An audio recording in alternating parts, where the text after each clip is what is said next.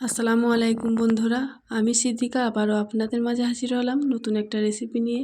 আজ আমি কাটা বেগুন দিয়ে পকোড়া বানিয়ে দেখাবো। খুবই মজার হয় এই পকোড়া, আর মাত্র দুটি উপকরণ দিয়ে এই পকোড়াটি বানিয়ে ফেলতে পারবেন খুবই সহজভাবে। আর ঝটপট চা খাওয়ার আগে এই পকোড়া বানিয়ে চায়ের সাথে পরিবেশন করতে পারেন, অথবা মুড়ির সাথেও এই পকোড়া পরিবেশন করতে পারেন, যে কোনো সসের সাথে পরিবেশন করতে পারেন। তো চলুন আপনাদেরকে আমি বলে দিচ্ছি কি কি লাগবে। তো এখানে আমি দিয়েছি বেসন আর দেশি লবণ, আর কাটা বেগুনটা আমি ভালোভাবে ধুয়ে এইভাবে কেটে নিয়েছি কুচি করে। তো বেসন আর লবণ এইভাবে আমি মাখিয়ে নিলাম। তারপর আমি কিছুটা পানি দিয়ে এইভাবে সবগুলি উপকরণ মেখে নিচ্ছি হাতের সাহায্যে। তো আপনারা চাইলে এখানে একটু খাবার সোডা দিয়ে নিতে পারেন, অথবা বেকিং সোডাও দিয়ে নিতে পারেন।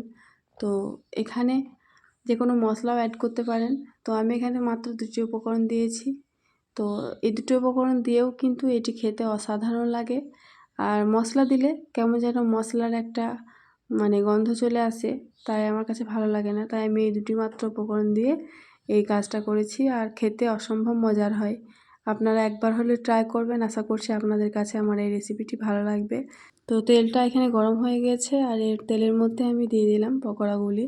তো একটা পিঠ হয়ে গেলে আবার অপর পিঠটা এভাবে উল্টে পাল্টে দিলাম, আর এভাবে উল্টে পাল্টে ভেজে নিতে হবে।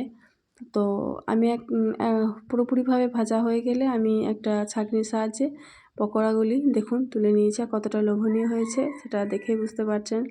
তো চলুন আপনাদেরকে আমি একটু ভেঙে দেখাই। তো সবগুলি কিন্তু খুবই মুচমুচে হয়েছে। তো আপনারা একবার হলে ট্রাই করবেন, আপনাদের কাছে অনুরোধ রইল। তো দেখুন, এইভাবে যদি কাটা বেগুনের পকোড়া বানিয়ে খান তাহলে সব রকমের পকোড়া খেতে ভুলে যাবেন, এটা গ্যারেন্টি। তো একবার হলে ট্রাই করবেন। দেখে মনে হচ্ছে যেন ভেতরটা কেমন কাঁচা কাঁচা, কিন্তু খেতে কিন্তু অসাধারণ। একবার হলেও দেখবেন খেয়ে, আশা করছি ভালো লাগবে। তো আজ আমি এখানেই রাখছি। আসসালামু আলাইকুম।